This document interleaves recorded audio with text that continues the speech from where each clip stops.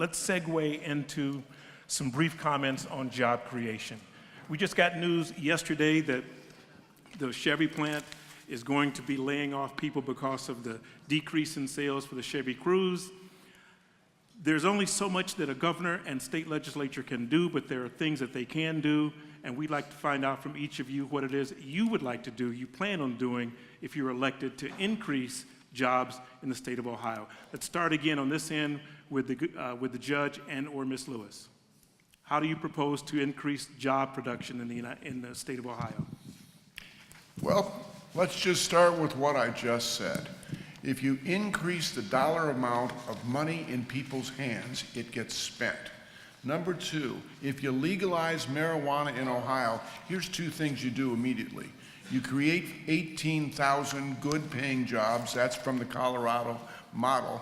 But you also, if you follow the O'Neill Lewis plan, if you legalize marijuana in Ohio, you generate $500 million in sales taxes for sales that are already going on without regulation.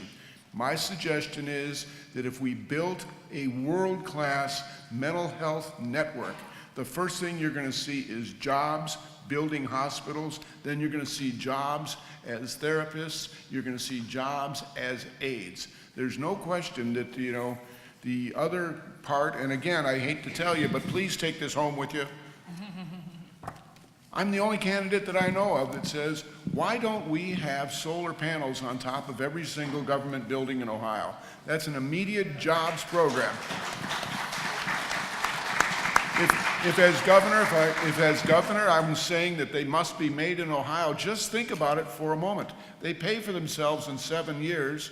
We're making them in Ohio. You've got jobs manufacturing them, designing them, and installing them. I think it just takes an imagination, in my opinion. And then, here we are in Akron. Let's talk about it. 20 years ago, we had a feasibility study that says we need a high-speed electric rail line from Cleveland to Columbus to Cincinnati. Governor Kasich has to be the first politician in the history of the world that took $600 million of federal jobs money to build a high-speed rail, and he gave it back to the government. They built high-speed rail in Utah with our money. You need a governor who is cannabis-friendly, job-friendly, and mental health-friendly. We can create jobs. We know how to do it. Thank you. Mr. Cordray or Ms. Sutton?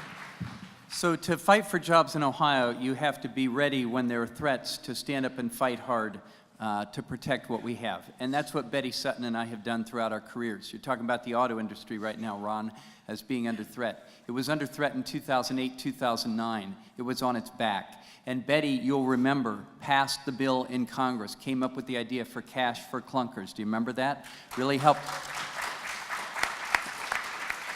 save the auto industry in the state. When I was Attorney General, we had to go through the Chrysler and General Motors bankruptcies. That was a grave threat to Lordstown as well. And we fought to protect the plants, we fought to protect the retirees, we fought to protect Ohio's interests, dealers, and others, and we won that fight. And by the way, the leader of that fight in Washington was President Barack Obama, and we stood with him in doing that. In order to bring jobs to Ohio, we have to build on our small businesses here. That's what I did as treasurer, help them expand and grow, including minority-owned businesses in Ohio who are a big part of the equation in places like East Akron and elsewhere across the state. That's something we have to do. We need to step into the future with renewable clean energy. And Bill, you're not the only candidate who calls for solar panels on government buildings, because I call for it too. And those are jobs that the current administration has turned its back on, and we need to turn back around and embrace the future. We also need better workforce development in this state. We have many young people going into the workforce not able to fill the jobs available, and we have businesses with job openings that cannot fill them. We have to work to structure that better. Betty has called for, and we have called for, a more focus on this in state government, a Department of Labor and Economic Opportunity, and a focus on worker development in this state. It's crucial. And that includes our community colleges. We came out with our plan for free community college last week, and it is affordable, it it is doable in Ohio, so people can get that additional training and certifications, maybe a 2-year degree, maybe they don't even need a full 2-year degree if they get the right certifications. Maybe that's a path to a 4-year degree where the first 2 years are much cheaper.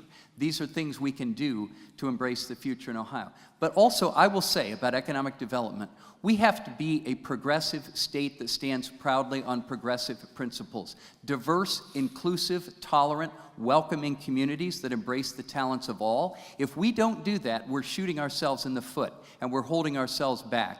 As we saw when President Obama was elected, when we break down barriers, we're a stronger society, we bring more talent to the table. That's the right direction for Ohio. Mr. Schiavoni. Thank you. I first wanted to go back to a previous question. You know, I like Justice O'Neill, but you can't buy a new car with $15 an hour. And when you talk to people, you have to be real that $15 an hour barely allows you to pay your bills and buy your kid a new pair of shoes. And so we have to make the investments in our people and in our communities at the same time.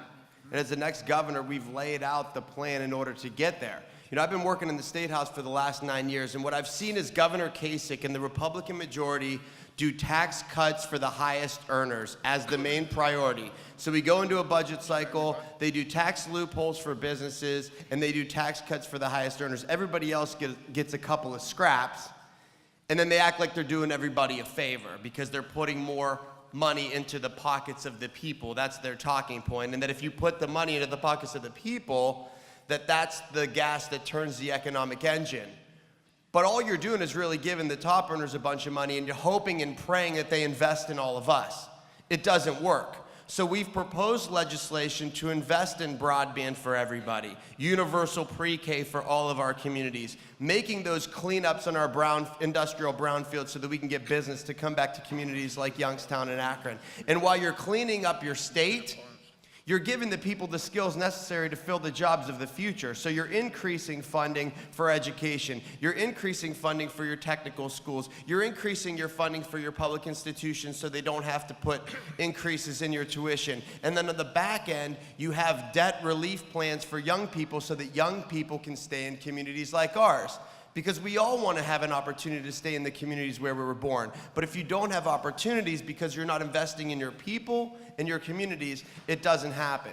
I've seen a lot of good things that have just started to happen in Youngstown, so I talk about Youngstown a lot. You know, the Youngstown Neighborhood Development Economic Group, they go into businesses in urban communities and help them with their needs. Whether it's new security, whether it's new cameras, whether it's infrastructure investments, just giving them the ability to stay in these communities and investing in them. We can't have the streets in the urban communities be the last one plowed. We can't have potholes where everybody's got to drive through, and we can't have people that are fearful because of crime. So it's about investing in all of those things at the same time in order to get it moving, and we have all those plans laid out. Thank you.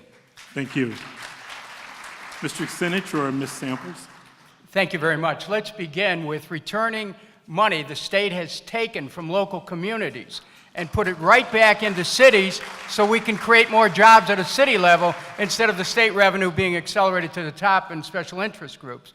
I wrote the bill in Congress, H.R. 676, universal, single-payer, not-for-profit health care. We're going to bring that same concept, work it in Ohio, so there'll be no more premiums, co-pays, and deductibles. And what does that mean? There'll be more nurses, more doctors, more people who are alternative medicine practitioners to help people have a path towards health. With respect to education, I wrote the bill in Congress for universal pre-kindergarten. I intend to see the same program in the state of Ohio to let parents have a chance to work if they choose to, and to give them an opportunity for quality child care. I was also very active at the beginning of this campaign, and still am, with respect to the state financing 2 years free college for young people. That will produce more jobs for teachers and professors. We need to make sure that we invest in science and technology to help create new energy approaches. And that means we create, through our local universities, incubators for technology, where they take it from the alpha stage, license it, and sell it to private sector to create more jobs. And we can do that. That's being done already, except we need more businesses to participate. I want to see public transportation revived in our cities, and the state ought to be subsidizing it, and that'll mean more bus drivers. I want to see our state rebuild or build new housing. That'll mean more jobs for trades. I want to see the state rebuild our infrastructure, bridges, water systems, sewer systems. This could, do you know that every $1 billion worth of infrastructure creates 13,000 jobs? We think of the people who have been laid off or are facing layoff over in Lordstown. Anyone who isn't working in this state, we can get people back to work, spending tens of billions of dollars, financing the issuance of bonds to rebuild our infrastructure. We can rebuild Ohio and then have people invest. We also need to protect our water, because that is an investment.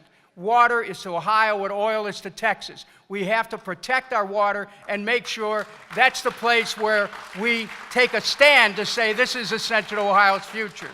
And finally, we have to have jobs, not jail. We have to give people a chance to make a transition to rehabilitation. Our approach is about an economy that works for everyone, that gives everyone a chance, and lets everyone have some money in their pocket, beginning with a $15 minimum wage. Thank you.